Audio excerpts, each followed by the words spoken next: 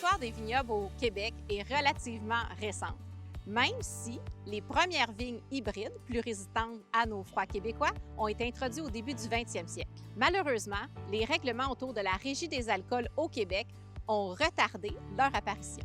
Les entrepreneurs du vin ont dû attendre la fin des années 90 avant que la production artisanale soit réglementée au Québec. Peu d'entre eux ont réussi à se tailler une place importante avant la fin des années 90 à cause de tout ça. Il faut attendre 1996 avant que les premières bouteilles de vin québécoises soient vendues à la SAQ, dans les restaurants et dans les bars. C'est seulement au cours des années 2000 qu'on voit apparaître plusieurs initiatives vinicoles et qu'on voit apparaître les vignobles et les routes des vins dans l'offre agrotouristique. Aujourd'hui, nous avons la chance de visiter 2 vignobles qui ont vu le jour dans les années 2000 et qui aujourd'hui rayonnent dans leur région. Je me nomme Danny Bergeron, je suis propriétaire du vignoble Prémont. J'ai travaillé dans l'industrie, puis je voulais revenir aux sources agricoles. La passion de la vigne, la passion du vin, faisait en sorte que je faisais de la culture, puis je faisais de la transformation pour que ça me rejoignait un peu sur tout. Puis au début, dans la région ici, il n'y en avait pas de vignoble. Quand j'ai planté mes premières vignes, ça veut dire que ça ne poussera jamais. Mais vu que je suis au monde, il y avait toutes sortes de cultures qui se poussaient dans la région. J'ai dit, je vais l'essayer. J'avais jamais entendu parler de quelqu'un qui avait planté de la vigne. À partir de là, je me suis informé pour avoir des bons cépages qui résistent au climat nordique. Je connaissais pas rien même à cette période-là. Fait que, tu sais, là, aujourd'hui, j'ai une bonne expérience dans le domaine, mais j'ai lu, j'ai rencontré du monde, puis j'ai fait des tests, puis ça a fonctionné. Fait que, à partir de là, on a continué à grandir le vignoble. Il y a différentes gammes de vins, il y a différents goûts. J'ai fabriqué des vins que moi j'aime. Ils sont un petit peu charnus à cause du vieillissement qu'on fait 3 ans en fût de chêne. Puis j'aime les vins secs. Fait que tous mes vins sont tous des vins secs. Mon nom, c'est Joanne Lavallée, je suis copropriétaire du vignoble à Saint-Gabriel. Moi, mon rôle ici, je suis plus au magasin, organiser s'il y a des groupes, des personnes qui travaillent pour nous au magasin. La cuisine aussi, ça, c'est mon dada. Puis c'est s'assurer que quand les gens viennent sur le site, que ça se passe bien, qu'ils vivent une expérience agréable et très positive, qu'ils retournent ressourcés, comme moi j'appelle. On est devenu un gros site agrotouristique. On a beaucoup d'écoles et tout ça. Quand les gens viennent, bien, c'est sûr, la dégustation des vins. On a fait un grand comptoir qui est à peu près 35 personnes à la fois. La cave à vin, 11h à 14h. Sinon, c'est des visites libres de 10h à 5h. La galerie d'art, la dégustation, les repas sur la terrasse ou au 2e étage. Les 2 musées de tracteurs anciens, le 136, sont tous en fonction. Il y a un sentier pédestre de 4,5 km. Il y a beaucoup de panneaux d'interprétation que les gens peuvent lire sur le site aussi. Ça fait une belle sortie et puis ça ne coûte rien sur le site. C'est comme ça qu'on voulait que les gens viennent passer un beau moment puis ça soit accessible pour tous. Avant de me lancer, je voulais être sûr que le produit soit bon aussi. Fait que j'ai fait, j'avais planté 2000 vignes au départ. J'ai vraiment attendu, j'ai fait mes tests de culture, voir si le raisin atteignait un mûrissement ici. C'est des vignes hybrides que j'ai plantées ici. On réussit à faire des bons vins en les assemblant avec d'autres types de vignes. Mais ça, c'était du essai-erreur. Quand on plante une vigne, ça prend 4 ans avant d'avoir une première récolte. À partir de la première plantation, j'ai attendu 7 ans avant de goûter à la première bouteille de vin rouge. Quand j'ai goûté au vin, c'est sûr qu'il y avait du peaufinage à faire, mais il dit ça se fait. Puis là, à partir de là, j'ai continué. Puis aujourd'hui, on a environ 12 000 plants de vignes de plantés. J'avais une autre entreprise. J'avais mes revenus à côté, puis je portais le vignoble en parallèle. Financer au début, c'est plus difficile parce qu'on n'a pas de revenus. Puis, les banques sont plus frileuses. On est capable de payer les employés. Aujourd'hui, on a 8 employés en tout. Là. Puis on a eu quand même de l'aide avec le MAPAC, avec la SADC Masquinongé aussi, qui nous ont donné un coup de main. La MRC aussi. Je pense qu'en 2006, ça, c'était ma première petite cuvée. J'avais 30 bouteilles. Là, puis j'étais tout... J'étais vraiment content. Puis j'étais content aussi de goûter au produit, que c'était bon. On partait d'une bonne base.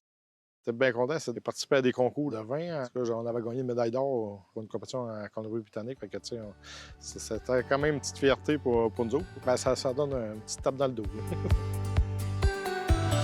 On a une histoire, c'est assez particulier. En 2001, on se promenait ici par hasard, mais on revenait souvent dans la Naudière parce qu'on trouvait que c'était beau comme décor. Puis là, on a vu que c'était à vendre. Quand on a acheté ça, j'ai dit à mon chum, « Hey, on va venir se reposer pour une retraite tranquille. » C'est en 2002 qu'on a eu l'idée du vignoble. Là, il fallait être biologique parce qu'il dit, « Moi, je suis malade avec le vin. » On s'est beaucoup entouré des vignerons québécois pour savoir si ça se prêtait. Et si oui, les défis qu'on avait rencontrés.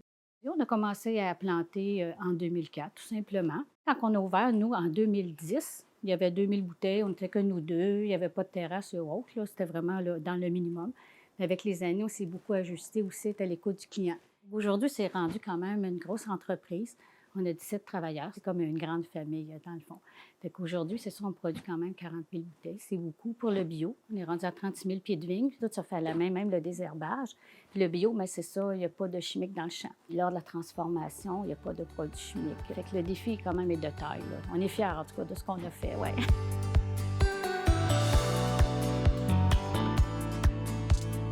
On était venir un expert parce que c'est bien beau faire une culture, mais est-ce que ça s'y prête? Hein? L'expert, ça qui disait, c'est des hybrides rustiques, hein, c'est souvent comme ça au Québec. Ici, je n'ai pas besoin des rangs chaussés. Ça veut dire des abriés. On prend pour acquis qu'une très bonne couverture de neige, il n'y a vraiment pas un problème à Saint-Gabriel. On est le pays de la motoneige. Ça, cette couverture-là, elle est très importante.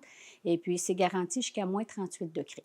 Par contre, l'hiver étant ce qu'il est au Québec, il est arrivé une année, il y a peut-être 4-5 ans, c'est ça, on a eu un hiver qui était très froid. Au mois de décembre, il y a eu un redout très important de 2 semaines où est-ce qu'on a perdu une bonne couverture de neige. Et là, on était très inquiets parce que là, on s'est dit, les vignes ne sont pas protégées, que si la température tombe assez drastiquement, là, on est un peu fait. Et c'était le cas. Il a fait moins 35 jusqu'au mois de mars.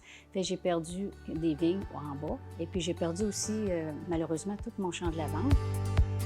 La première été, on a planté 1300 vignes. Après ça, le deuxième été, 4000 vignes. Chaque année, on plantait. À un moment donné, on a dû modifier la terre. L'agronome qui vient ici aux 2 semaines, tu sais, fait que là, ben ça prend ci, ça prend ça, il y a telle maladie qui s'installe. Fait que là, il a fallu comme s'équiper le gros tracteur, puis les arrosages ici. Après ça, ben les demandes de permis. C'est pas simple non plus. C'est complexe, moi, je trouve, en tout cas, que c'est vraiment complexe. C'est ça d'être vraiment conforme, puis il faut comme, tu sais, vraiment, là, t'as pas le choix, c'est comme ça. Je m'en rappelle, le premier embouteillage, 200 bouteilles, ça a pris quasiment toute la journée. Aujourd'hui, bien, comme hier, ils ont fait 3500, c'est beaucoup amélioré aussi, là, avec l'équipement et tout ça. Des fois, je disais, écoute, non, c'est donc bien compliqué, tu sais, la paperasse, le ci, le ça. Tu sais, là, il dit, bien, c'est ça, la culture. Il y a des années, ça va être extraordinaire, puis il y a des années, bien, ça va être moyen, tu sais. Puis ça fait partie de la game. Quand on avait des gels ou des choses qui se passaient, je disais à l'agronome, il doit avoir une solution, c'est parce que tu n'y penses pas. Et moi, ce qu'elle m'a appris, elle dit, ici, c'est pas toi qui décides, c'est la nature et tu devras t'adapter. C'était une grande leçon de vie. On n'était que nous deux, on n'avait pas d'employés. Fait que là, les 2000 bouteilles, les gens étaient curieux. 3 semaines, il n'y en avait plus. Ah, j'ai dit, c'est déjà fini. Mais là, l'année d'après, on avait un petit peu plus, mais c'était les gens de la région. À l'époque, on n'était pas connus. On a rajouté, la deuxième bâtisse pour le musée. Il y a la cave à vin qui s'est rajoutée à un moment donné. Ça prenait une cave à vin sous terre. À chaque année, on rajoute des affaires. Dans le fond, c'est ça. L'année passée, le printemps est arrivé tôt au mois d'avril. Hein? Il a fait 20-25 degrés début avril. Si la chaleur perdure, on va être obligé de commencer la taille 1 mois plus tôt. Moi, je commence début mai. Mais ça, c'est pas de bon augure. Ça veut dire qu'on va avoir des gels de printemps qu'il va falloir gérer. Effectivement, après ça, il y a eu des gels importants. Donc, j'ai eu un gel de 50 Moi, ça, c'était une grande déception. Il y a eu 50 de gel. Donc, cette année, je vais manquer de vin tôt. Ici, en général, c'est fin septembre jusqu'à l'Action de grâce qu'on fait les récoltes. On débute les fermentations des vins selon le type de vin qu'on fait. Après ça, en novembre, on a rendu quasiment au pressage. Là, on presse tout le jus, le vin qui est fait. Fait qu'on presse, là, on envoie ça en cuve pour continuer la fermentation. L'embouteillage des vins qui sortent la saison suivante, ça se passe généralement en avril-mai. L'été, au niveau de la culture, on ne peut pas le remettre à demain. Sinon, quand on prend un retard, après ça, on perd le contrôle. Le plus gros défi, c'est la météo. Surtout au printemps, quand les bourgeons commencent à sortir, il y a tout le temps le risque du gel. C'est un point assez critique qui nous rend assez nerveux. Parce que c'est toute notre récolte qui peut en subir la conséquence. C'est arrivé il y a 2 ans. Le 27 mai, il y a eu un gros gel, mais c'était comme partout au Québec. Ça a diminué un peu la récolte, mais la vigne elle s'est rattrapée quand même un peu. On faisait tout ça. On était partout. Là, c'est sûr qu'aujourd'hui, l'entreprise est plus grosse un peu, fait qu'on est plus organisé. On a des personnes pour chaque tâche au niveau du vignoble. Nous, on est tout impliqués, moi et ma conjointe Martine, on est tout impliqués au quotidien dans le vignoble. Il y a la vente directe au vignoble. Après ça, il y a la vente aussi en épicerie. Il y a des ventes dans la restauration aussi. On est ouvert du mercredi au dimanche. Le vignoble, au niveau touristique, est fermé pour la période hivernale. Les gens sont heureux de venir dans un vignoble. Et ça fait une belle attitude positive tous les jours.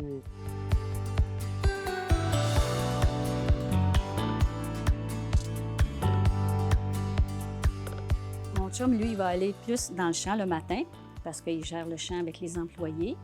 Dans la journée, comme là, on va ouvrir à 10 h, il va y avoir le public, on va recevoir les employés, puis m'assurer, moi, que ça aille bien, que tout le monde va bien, puis que chacun a son poste, puis que ça roule aussi.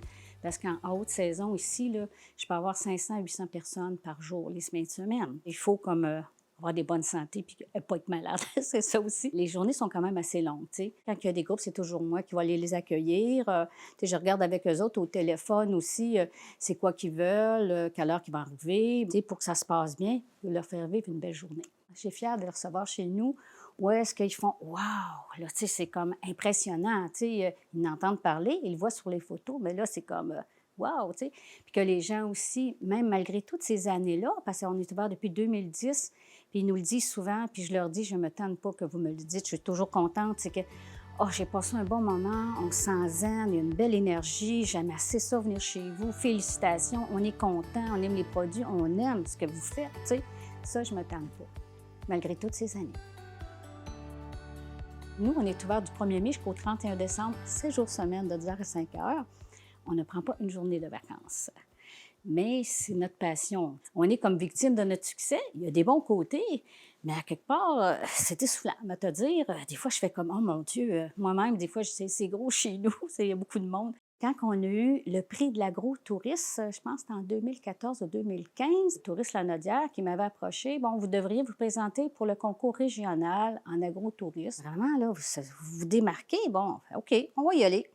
Quand on a remporté le premier prix régional, « Hey, wow! » Et là, elle a dit « Présentez-vous pour le national. » Ah ben là, j'ai dit « Me semble, on voyait ça comme, c'est bien trop. Me semble qu'on se voyait pas, là, tu sais. » Puis là, elle a insisté.